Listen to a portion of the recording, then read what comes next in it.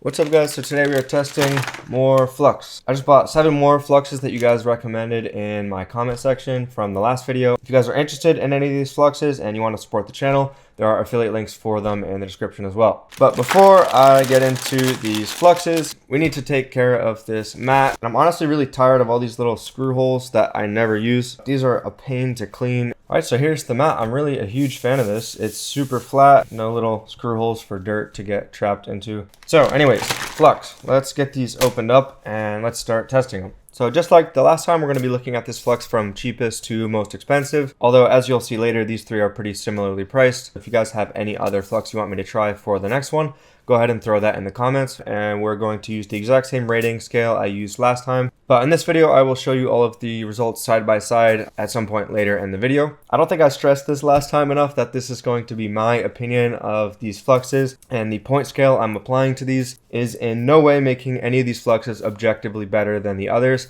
It is simply my opinion. It's supposed to be a fun video, and honestly, it is not that serious. I know there are plenty of other tests I could be doing with these Fluxes, but we don't have time today to do everything, and I am not a science lab, so I'm just going to be doing the stuff that I care about. These were the 2 winners from the last video, which I'll put a link to in the description. And honestly, after some use, I really have been sticking to this MG Chemicals. I like it a ton. And I've remedied the fact that it's difficult to push out of the tube with this little contraption here from Real Life. And it's been really nice for pushing thick Flux like this out of the tubes. Again, we're going to be testing all of these Fluxes on these lovely white PCBs from today's sponsor, PCBWay. PCBWay offers high quality PCB fabrication as well as CNC machining and 3D printing services. If you're looking to print PCBs for a new project, go to PCB Instant Quote and then just click upload Gerber files and then upload your zip file. And then you can scroll down and change settings like the color of the solder mask as well as the color of the silkscreen. And if you scroll down even further, you can actually check this SMD stencil option, and they'll actually create a stencil for you that you can use to more easily assemble your PCBs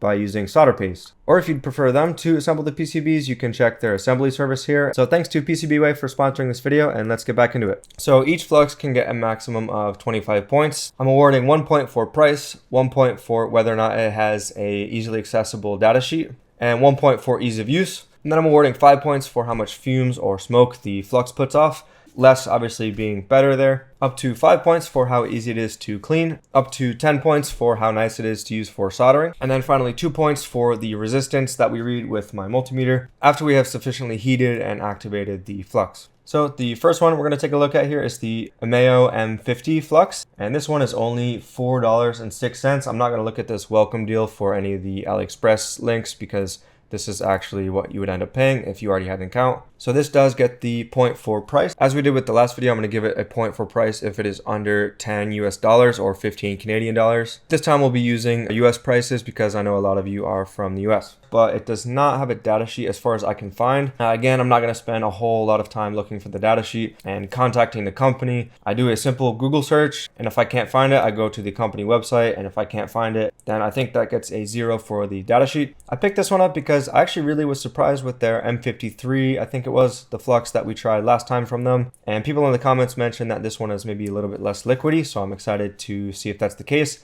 Again, this comes with 2 pretty small little nozzles.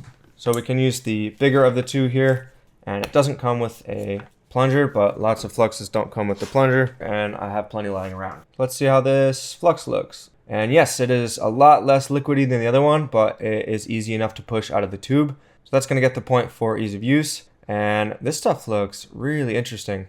And like we did with the Fluxes last time, we can just line them up here and kind of compare the textures at the end. There's the Ameo M50, and I'm really excited to try that because I really like the texture of it. Next we have the Kelly Shun KL558. This one surprised me at $5.88, so very affordable Flux, definitely gets the point for price. Unfortunately, I still couldn't find a data sheet for this one. It's pretty nice that it comes with the manufacture date and the expiration date, but it's good to know that this is about a year old already. And I did buy this on Amazon, so it just goes to show how long this stuff can be sitting in the Amazon warehouse if you buy from there. And Flux does expire, and probably even this tube will get worse in quality before, I would say, 2030, but honestly, what do I know? This one comes with the little tapered nozzle, which someone in my comments from my last video mentioned that this is actually designed to make it easier to push the Flux out, so I might actually give that a shot. And then we have this little metal tube as well. So let's take a look at this one. This one does come with a plunger here. Let's see what the texture of this one looks like here. And I'm really pressing hard on the syringe and basically none of it is coming out. Wow, I have to press really hard on this. This is like the hardest I've ever had to press on Flux in my life. I don't know if it's because it's older or because the syringe itself is like too tight around this part here, but I really had to press on that. So let's try this other one here, which actually has a smaller nozzle, but apparently is designed to make it a little easier to press out. So let's see if that's the case. And actually it does make it easier, not gonna lie. But yeah, this is definitely like a thicker flux, which is not a bad thing. Just means that it does not get the point for ease of use from me, because it definitely takes quite a bit of pressure, even with this nozzle on it, to get it out of the syringe. If you're interested in this one, I definitely would recommend grabbing this sort of thing for it. All right, so here is the Kelly Shun. All right, next up is this Ugain UG78 paste, and this one comes in at $6.10. Again, ignoring the welcome deal. So this does get the point for price, but again, one that I could not find a data sheet for. And I just noticed this says clean, free, smokeless, and tasteless. We'll definitely be testing the first two, but I don't think I'm gonna be testing the last one there. And this comes with a medium, I would say, and larger nozzle. So we'll go with the larger one. And let's see what this looks like. I think people are comparing this one to the nanofix paste, which I can see why. It looks really, really similar. Like very clear, but not quite as liquidy, which I'm already a big fan of. I have found some uses for clear flux like this. It's really nice to use when you're doing multi-layer trace repair and you need to dig into a PCB. Clear flux like this can be nice to catch all that debris that is conductive, but still allow you to sort of see what you're doing below the clear flux. This is the one I was comparing it to here. You can see it's not like quite as clear. I'll put a little bit of the mechanic flux here to show you. Next to it, you can see it's just a bit more clear. But it is, you know, quite a bit more liquidy, I would say, than the flux on the right here. I forgot to say, but it is easy to push out of the tube, so this will get the point for ease of use. And here it is next to the other ones. The next one here is CitraFlow by Elemental Dynamics, or TCRS circuit. And it didn't come with a nozzle or a plunger, so just be aware of that if you buy this. It probably won't come with either. This one is just under $11. So it's the first one I can't give a point for price to, but honestly it's not all that expensive. It has quite a bit of information about the flux on the product page here. You can see it is RoHS3 and REACH compliant. I can't find a MSDS or datasheet for this. But I will say it does have quite a bit of information about the flux and the fact that it is compliant. I would sort of count this as half a data sheet maybe. So I'll give it half a point for that one. So I just grabbed a nozzle for this stuff and let's test this out. Oh, so this comes out really easy. So it definitely gets the point for ease of use. And it does have like a citrusy smell to it. It's not too intense, at least before heating it. It's actually quite pleasant. But yeah, definitely more on the liquidy side. Honestly, as much as I'm not a huge fan of smelling fluxes, this is probably my favorite one in terms of the smell. It's totally bearable, at least before heating it. So we'll see if that is the case after. All right, because this is such a thin flux, I'm just gonna put a tinier nozzle on it. So here it is. And yeah, I can say it's definitely a little bit nicer to use with the tiny nozzle versus a larger one, and easier to push out like a controlled amount. But you can see it's pretty liquidy. Next one up is the YCS #1 Flux. The pricing for this one seems to be kind of all over the place. When you find it for cheaper, it just has a higher shipping fee. So on average, I found this for about this price, $11.35. So it does not get the point for price. And again, for this one, I could not find a data sheet, so it does not get the point for that either. And this is another one that does not come with a nozzle or a plunger. And let's see what this one looks like. All right, and here it is. This is actually really easy to push out, very kind of creamy looking. But yeah, this does get the point for ease of use. So here's the YCS Flux. Next one here is the Chip Quick SMD 291. This is different than the one we did last time, which was NC 191. And some of you guys recommended that I try this one out as well. This one comes in at $11.95, so it does not get the point for price, but it does have a data sheet, just like the other Chip Quick did. And this one does come with a specific plunger for it. And it also does come with two nozzles here. One of them is the conical one, and then one is just this normal metal one. And we could try the conical one. And let's see how this one looks. Okay, so very easy to push out, but it still kind of holds its shape. So it's not like crazy thin, I would say. And it's actually nice and see-through. So that does get the point for ease of use. And here's the Chip Quick. There's tons of little bubbles in it, like even in the syringe itself. Really, really bubbly. I'm wondering if that is on purpose and if there's a reason for that. but it certainly seems very, very different than the other chip quick we have tried in the past. And the last flux we'll be testing today is the MG Chemicals 8342, not to be confused with the 8341 that we tested last time. You can see the color is quite a bit different, so I'm excited to see how this one performs. This one also comes with the super long needle, and it also comes with a plunger. This one is also $11.95, so it does not get the 0.4 price, but it also does have a data sheet just like every other MG Chemicals flux, so it does get the 0.4 data sheet. All right, so let's see how this one looks. Whoa, that looks like poop. There's no other way of saying that, but it is easy to push out of the tube. Definitely a lot easier than the 8341. But I'm interested to see how this does with soldering. All right, and here's the 8342. So here are all of the fluxes next to each other, and I'll put the names up on the screen as well. We've definitely got some really interesting contenders today, and I'm excited to see how some of these perform. So next we're gonna do the smoke test for the fluxes and see how much fumes these guys put off. All right, so again, I would normally use a fume extractor, but for the purposes of this test, I want you to see how much smoke each one produces. So that's what we're going to do. So I'll put some on the PCB here. I'm gonna try to put the same amount of all of them, just a little dot like that. I'm gonna be using 400 degrees Celsius on my iron for all of these, and we're gonna see how much fumes they put off. So let's go ahead with the MAO. And honestly, that's not horrible.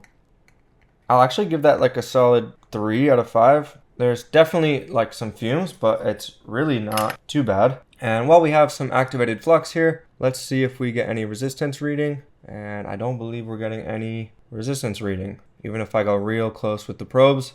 So that does get both points for resistance. And now let's test with the Kelly shun. Again, real difficult to push out of the syringe. Whoa, that is very little smoke output. I'm gonna give that a 4. I'm pretty impressed actually with how little smoke there is off of that, because I don't believe it's one of their selling points for this flux. A lot of flux with low smoke output sort of mention it in their advertising, but that one surprised me. That's a solid 4 for sure. And we're gonna see if this has any resistance reading. For resistance, if it's under 40 mega ohms, we're gonna give it a 0. If my meter reads it, but it's over 40 mega ohms, we'll give it a 1. And if it doesn't read anything like this, it's going to get both points. So this one is getting both points for resistance because we're not getting any measurement there. Next up is the UG78 from Ugain. This is the pretty clear one that reminds me of the mechanics stuff. All right, my iron is up to temperature.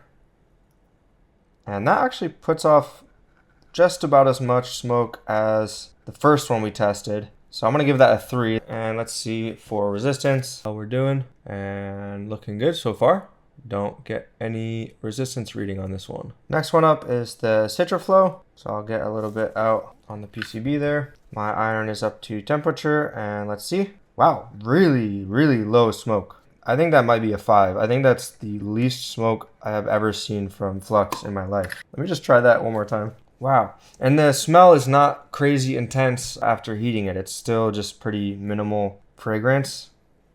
There's like a little bit in the beginning there, but there's like none after that. So this is definitely the new flux to beat as far as like low smoke output goes. All right, what about resistance here? Yeah, we're seeing 0 resistance reading on this. So this definitely gets both points for resistance as well. Next up is the YCS number 1 flux. Okay, it's at 400. And again, pretty low smoke output. Okay, I'm gonna give this a 3. It's not like horrible, but it does, continue to smoke as you use it. All right, let's check resistance on this one. Also no resistance reading, so good, that gets both points for resistance. Next up is the Chip Quick. Again, just waiting for this to get up to temp, so it's at 400 now, and that is quite a bit of smoke. So we're gonna give that one I think a 1. I have seen worse, so definitely want a fume extractor. I mean, with all of these, you want a fume extractor, but especially for this one. And this one does give a reading for resistance. It's 8 mega ohms, which is pretty low, actually. That's the lowest resistance reading I think I've ever seen. Let me try heating this a little longer. I suppose it's possible that I did not activate it fully or something. So this is at 400 degrees Celsius. All right, so I heated that longer. Let's see if that made it so we don't get a resistance reading. All right, so after heating it a bit longer, we still get a reading, but only in some places. I mean, you can see there, we get a reading. So because my meter does pick up on it, even after heating a lot of it for, quite a while, I will deduct 1 point from resistance. So it will get 1 point for resistance And you could argue that like if you heat this stuff long enough, maybe it doesn't give a resistance reading. My problem with that is you're never going to be able to fully activate and heat the entirety of the flux that you put on the board, especially because it's going to spread out. It's going to go like under BGA chips. You know, you only have so much control over the liquid flux that you're putting on the board and heating, which makes it spread out even more. So even if you're very careful with your flux application and you use flux very sparingly, there's still going to be instances where, you know, some of that flux gets under a BGA chip and the 8 mega ohms resistance is enough to cause issues with, you know, a crystal oscillator or something like that. So anyways, maybe I'm being strict with this. You guys can let me know in the comments what you think. I'm going to be giving this a 1 for resistance. And finally, we have the MG Chemicals 8342. Put some on the board there. And the iron's up to temperature. And whoa, that sizzles quite a lot. Weird. That has to be the weirdest flux I have ever used. I don't know if you guys can hear that sizzling, and it kind of like splattered all over the board, but that was quite a lot of smoke. Let's see that one more time. Yeah, like lots of smoke. You can see some of it's going into my fume extractor because I have it on low. Yeah, that's probably going to be 1 for smoke as well. I've seen worse, but it's very, very smoky. It sizzles too. I feel like I'm hurting it when I'm using it. So you can see what I mean. It just like kind of splatters everywhere, which is just kind of weird to me.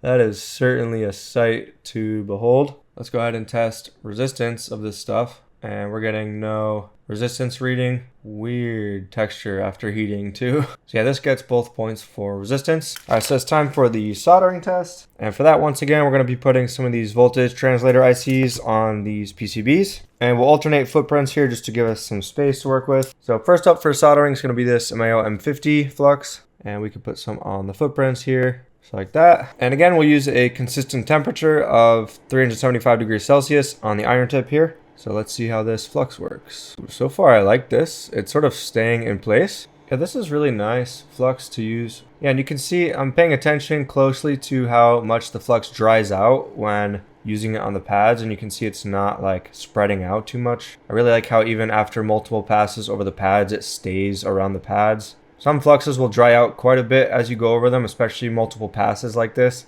but this one seems to be doing pretty well. So I'm not going to give it a score for soldering until we put the chip on with hot air. I want to see how it behaves with hot air and also with drag soldering. But we'll try to clean this up first. Last time I scored cleaning based on how many Q-tips I used, but I think this time I'm going to give it sort of a more arbitrary score, 0 through 5. Depending on how I feel as far as how easy it is to clean. Because you might have a flux where it gets stuck to the board a lot and you really have to scrub, but you can still use 1 Q-tip to clean it. I would still argue that that's not ideal and difficult to clean. Especially when you're cleaning in and around components, you don't always have the luxury of being able to get, you know, lots of pressure in there and stuff like that. So similar to the soldering, I'm just going to give it a score based on how I feel when I'm cleaning it. So like last time, we'll just try to go over it with the dry Q-tip first and try to get as much of it off as possible. And because we waited, it's definitely like pretty sticky. And I'll go in with some alcohol and spin my Q-tip around, make sure I'm using the whole thing. And honestly, with just the alcohol and without using any heat, pretty reasonable to clean up actually. You can see there is still some residue around, so we'll use another Q-tip here. And you can see the flux residue is basically all gone now. So I think I'll give that one a 4 for cleaning. It wasn't entirely difficult to clean. So now we're gonna try testing this out with some hot air. And this time for this test, I think I'm going to press them all down against the board. Doesn't necessarily have to be perfectly lined up, but I just want it to be touching the board and see if I can use 50% airspeed without it blowing the chip around. So we're going to use 400 degrees Celsius, 50% airspeed for all of these, and I'm going to wait until my hot air gets up to temperature here. All right, we'll come in, and without holding it with the tweezers, it does in fact stay in place, which is impressive. And you can see the flux is sort of staying around the chip.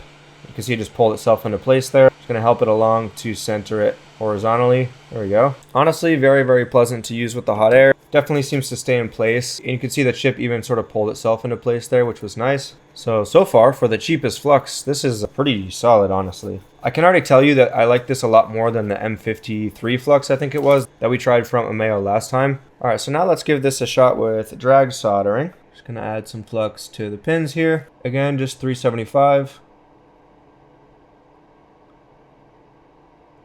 And honestly, super, super nice.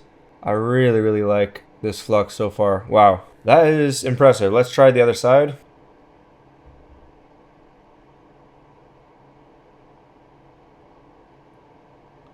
Super nice to use. I don't know how to explain this, but you can just see it. I could go over this multiple times and you can see there's just no bridges. And the flux is still staying around the pins. You can see it's not like spreading out a ton.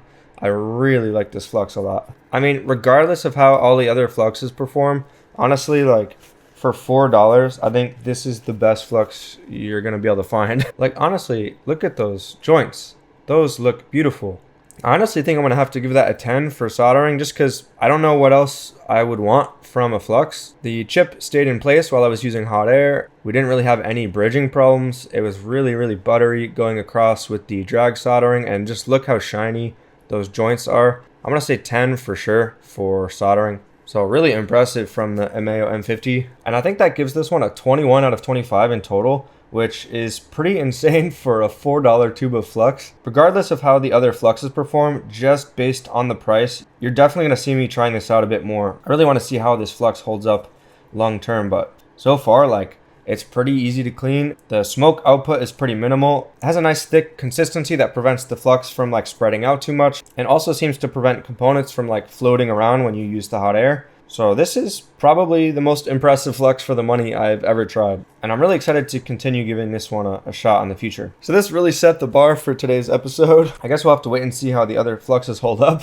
But next up, we have the KL558 from Kelly-shun. So let's give this one a shot right here. Definitely still the most difficult one to push out, but it is thick, so that might help it out as far as soldering goes. And again, just paying attention to how much it sort of spreads out when we apply heat to it, and not too much. It's actually doing pretty well. After going over it a few times, it seems to spread out a little bit more, but it's still not horrible, honestly. All right, and for cleaning, let's use the dry Q-tip and some alcohol. So as far as cleaning goes, I will also give this one a 4. Not too difficult to clean, but also had to go over it like a couple times still. And let's try with the hot air now. Can pop one of these ICs down here. And I can already tell, I think this is pretty tacky flux, so I think it should have no problem keeping the chip in place with the hot air. But to be determined. Letting my hot air get up to temperature here. All right, we're good to go. Yep, no issues with keeping the chip in place. You can see there is still lots of flux around the chip as well. And it is pulling itself into place, which is nice, just like the one above it. Gonna try to nudge it a little bit over, a little bit too far, but I don't know, I'm happy with that. Cool, very nice to use with the hot air. I've got no issues with that at all. And let's try with drag soldering here. All right, let's see how this does. Really nice to use. I really like this as well.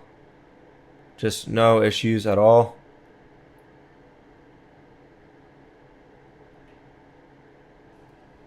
Let's try over here.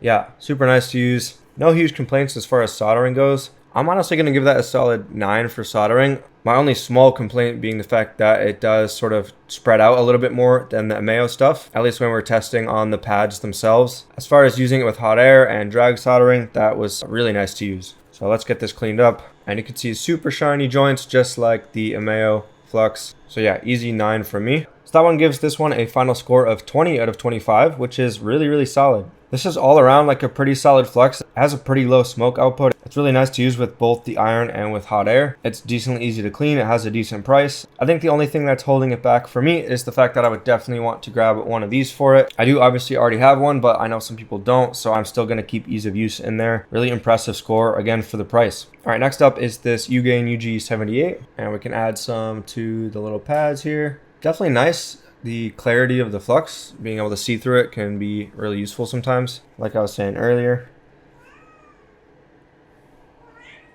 Anakin's getting hungry. You can see him up here. He constantly just lays down and watches me work and then periodically meows at me for food. Yeah? You hungry? Yeah. My wife is coming to the rescue. Otherwise, you guys are going to hear meowing for the rest of the video. All right, let's see how we like this stuff. Ooh, weird. Is that the flux doing that, or is that my iron? Usually that sort of stuff is just from my iron. I'm gonna clean my iron tip like a ton here. Let me try that again here. Yeah, okay, that was not at all the flux. That was just some crap on my iron. And you can see, not spreading out a whole lot.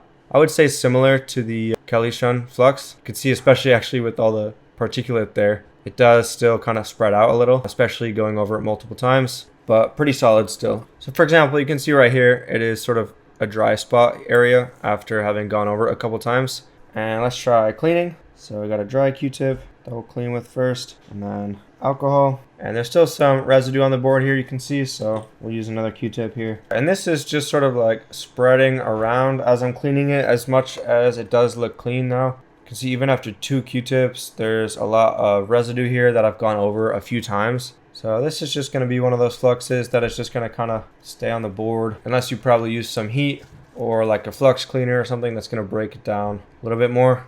So definitely going to give that a 2 for cleaning. All right, let's try with the hot air. Going to try to stick this down on the board there. Hot air is up to temperature now. And again, chip is still in place. It pulled itself into place there like with the other ones. And I'm decently happy with the centering there. So we can let that solidify. Good stuff. And we can zoom in here and we can try some drag soldering with this.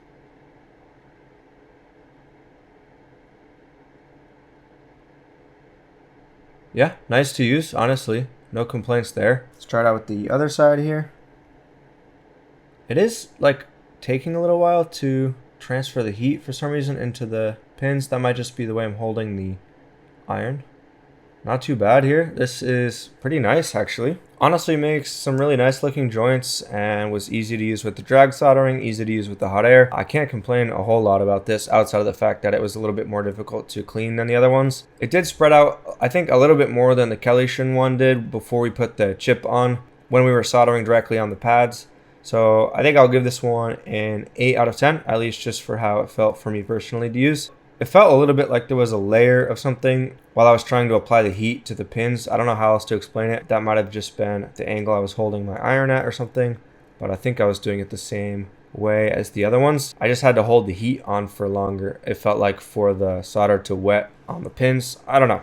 Maybe that's just me hallucinating, but I'm going to give it an 8. Pretty solid. So that gives this one a 17 out of 25, which sounds about right. I'm not super hyped about anything that this does in particular. It's decent for the soldering portion of it, I'll say, but it is a little bit more difficult to clean, and it's not entirely as smoke-free as it advertises. So if I need clear flux, I'll probably still stick with the Mechanic nanoflux paste, but interesting flux. Next up is the CitraFlow from Elemental Dynamics, and I'm really curious to see how this one behaves for soldering. So let's get some added to the pads here. What I will say with this flux is you're definitely going to want a super tiny needle for this because it's pretty liquidy and you want to be controlled with application, but if you get a tiny needle like this, it works really nicely actually. So again, try soldering a bit with it, and pretty nice so far. And it really doesn't spread out too much. You can see right after I remove the heat, it does sort of like come back in over the pads, which is nice behavior. You can see it does stay over the pads even after multiple passes there. So really happy with that, honestly. Let's see how easy this is to clean. It's gonna be very easy to sort of like visually see how easy this one is to clean versus some of the other ones on the white board. And that cleans up really nice, honestly. Is that all gone already? Like almost. Let's see if I can just use the same Q-tip here over the rest of this residue. Yeah, that cleaned up super nice with like 1 Q-tip. That's definitely gonna be a 5 for me for cleaning. Honestly, very easy to clean. And let's add some more for the IC. And it's really nice that you can see through this flux. You'll notice you can actually see the pins and the pads unlike some of the other fluxes. All right, now with the hot air. All right, that did sort of blow away, but I'm not too surprised because it is sort of like a more liquidy flux. So I'll just hold the IC in place here while we get this solder down. But you can see, even though it's thin, it's still like around the IC and the pins. Cool, so we'll let that solidify. Yeah, honestly, super easy to clean up. All right, let's see for drag soldering. Okay, that was honestly just the angle of my iron. Let's try that one more time. There we go. All right, and as expected, because it's thinner, it is having some difficulty clearing that. I also maybe used a bit too much solder. So we're gonna try this again on the other side here. There you go. I think I just had too much solder on my iron there. Let me just flip this around. And we could try that one more time here. Just like this. Oh, beautiful. Really nice to use. You can see it did not spread out all that much, and it's still all around those pins. And those joints look really shiny and nice. Happy with that. So I'm going to give this an 8 out of 10 for soldering. Really nice to use with the iron. I would say with the hot air, it's not like crazy tacky. And you can see that was the first chip that sort of blew away. But I'm not going to penalize this flux too much for that. But one thing I will say about this stuff is it is really thin, but it really holds its shape when soldering with your iron especially. You can see it's not like spreading out a ton just because it's heated. If anything, it gets a little thicker when it's heated versus when it's in the tube. And I'm really impressed with this stuff. This has the highest score so far. This is the first 5 as far as smoke goes, and it really deserves that. And it's very easy to clean. Even with the high score, I wouldn't necessarily use this for everything just because of how thin it is. But honestly, as far as like thin flux goes, this is easily my favorite I have ever used. And just because of how smoke free it is and how easy it is to clean for reflowing BGA chips and being able to like clean underneath them and stuff without having to like throw everything in the ultrasonic cleaner, I'm absolutely going to go to this stuff for that sort of work. So if you're looking for a thin flux for like SMD and BGA rework, definitely give this stuff a shot. Really impressed with this. One of the things I want to mention with this, and same goes for any other thin flux, like this is the case with the nanofix paste I really like as well, is because they're thin, they are going to leak out of the tube. That's just how thin flux behaves. You're never going to have a thinner flux in a syringe that's not going to leak a little bit. So in no way am I going to take away points for that. It's just the nature of having a thinner liquid in a syringe. And there are absolutely situations where you want a thinner flux that's easier to clean, but do just be aware that it's going to leak out of the syringe, especially if you store it vertically. And it's just the nature of thinner fluxes, so just store it a different way. If you're gonna store it vertically, just store it like this instead of like this. Next up, the YCS number 1 flux here. And I did not mean to put that much on there. And for the purposes of cleaning, I'm just going to take a little bit of that off, just so we're not being unfair as far as cleaning goes. So let's see how this behaves.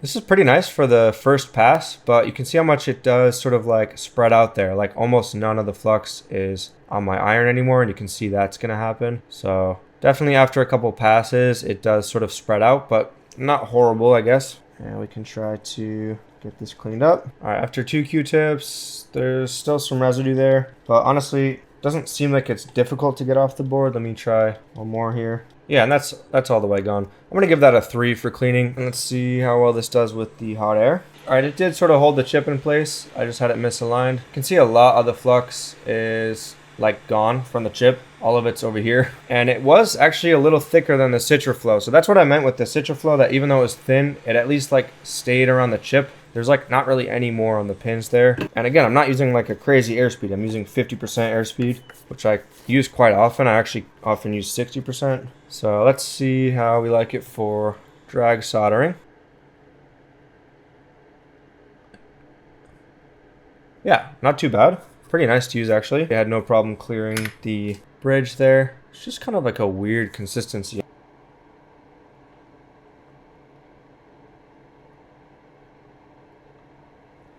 Yeah, I mean, it's not too bad. As far as using it for soldering, I think I'll give that a 7. Kind of spreads out a little bit while using it, especially with the hot air, but it's, you know, it's decent. So that gives this one a 16 out of 25. Honestly, for the price that I've been able to find it at, which is over $10, not crazy impressed. I'm not sure I love the consistency of it.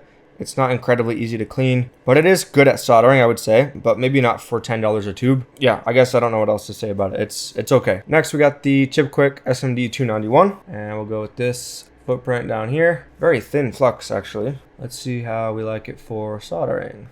Ooh, that makes some nice little clean pillows. Just going over it a few times. You can see how much smoke this puts off. Very smoky. It does sort of spread out from the heat a little bit, but you know, clearly it's working. Cleaning it. This is the first Q-tip. There's a little bit still. Just one more Q-tip here. That is really easy to clean. I would give that a 4 for sure for cleaning. And let's try with the hot air. I have a feeling this is going to blow all over the place. Another one that's nice that you can see through it. You can see all the pins there. And we'll make sure it's touching the board there. Hot air. Yeah, it is staying in place. Definitely smells kind of interesting. I don't really know how else to say it. You can see even though it does spread out a little bit, there's still flux around the chip, which is nice. I'm not even gonna actually adjust that in any way. That looks good to me. All right, cool. What about drag soldering? That is pretty nice, actually. Really shiny joints there and easy to see through.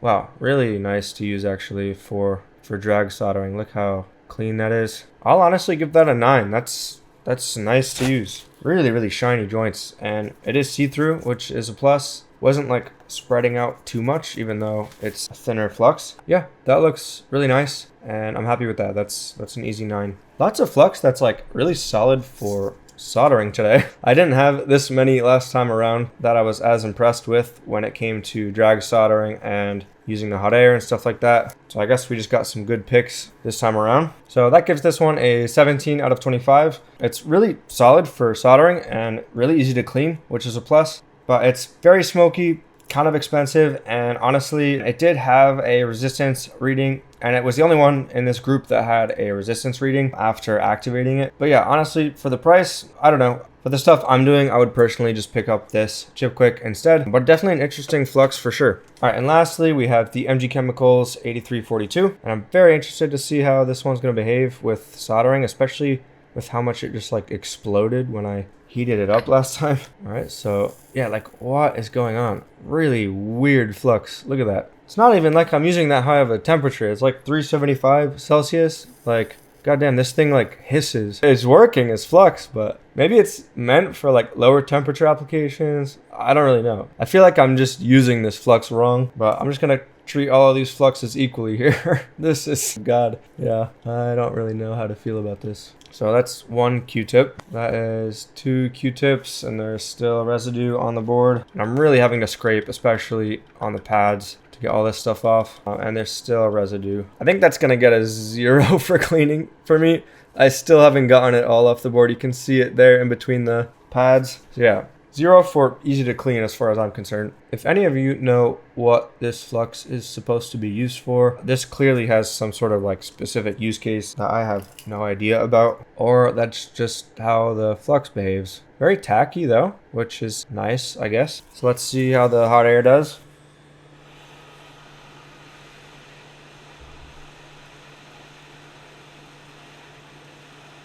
It seems to like boil. I don't know, this is just weird, and it's already just like dried up. I don't even know if I have the chip the right way around anymore. No, I don't. I don't even think there's any flux left anywhere. I think it all just turned into like molasses or whatever that is. All right, God help me clean this is all I can say. Alrighty then, you can see that has just sort of baked itself into the board, and I am clearly not using this flux for its intended purpose, or something else is very wrong. What is that? Look at this. I cannot even clean that with any amount of scrubbing or alcohol. That has just completely stained the solder mask. So, okay, interesting. I'm scared to use this stuff again, to be honest.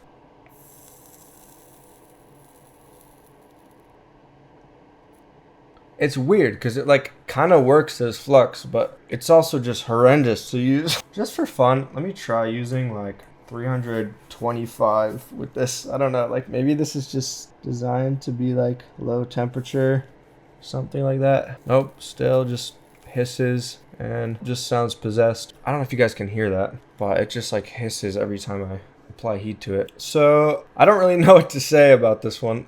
It works. I think I'm going to give this one a 0 for soldering, at least in the way that I'm using it, because it just bakes itself into the board. It explodes when I apply heat to it, and it's super difficult to clean. I mean, I guess I'll give it 1 point because it does, you know, work as flux, I guess, for soldering. Yeah, I'm clearly missing something here. So that gives this one a historical low of 6 out of 25. I don't really know what to say about this flux other than I have to be missing something with how you're supposed to use this or what the application is for this, because it's clearly not this, or I just got like a really weird old tube or something. I don't know. But I certainly don't like it for the way I'm trying to use it. This other 8341 though, this is a W. I really like this flux a lot still, and I'm going to be using this, especially when I need tacky and thick flux. All right, so on screen are all the final results of the fluxes. In a moment here, I'll also show you side by side all of the soldering for all of the fluxes. So you can see how all of those joints look side by side.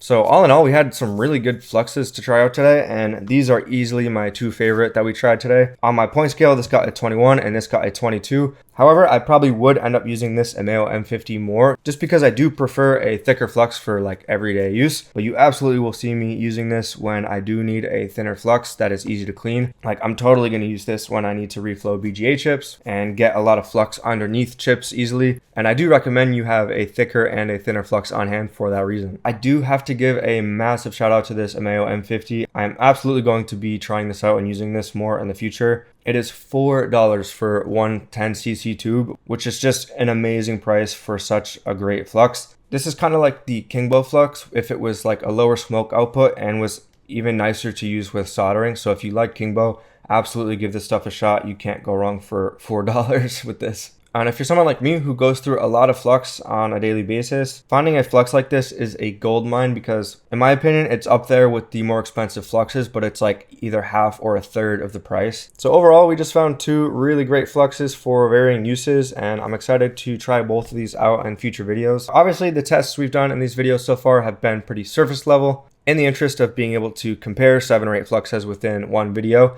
But what really matters is what you end up liking when you're actually going to do repairs. And even though these two tied for the highest score during the last video, I have found myself gravitating more towards this MG Chemicals one than the Chip Quick one, having both on hand. They're both great fluxes still, and I would definitely recommend both of them still. But personally, I'm really enjoying this one over that one. So obviously I'm going to go through the same sort of thing of alternating between these two with future repairs, and we'll see what I end up liking more. And like I said, obviously for thinner fluxes, I'm easily keeping this on hand. So yeah, like I said, links to these are in the description if you're interested. We're totally going to be testing out more fluxes in the future. Story said that they were going to send over some fluxes that were designed for different purposes that I will definitely make a comparison video on, so keep an eye out for that. If you guys have any other flux you'd like me to test in future flux comparison videos, throw those in the comments and I will definitely go ahead and pick those up. Otherwise, I appreciate you guys for watching, and I will see you in the next video. Peace.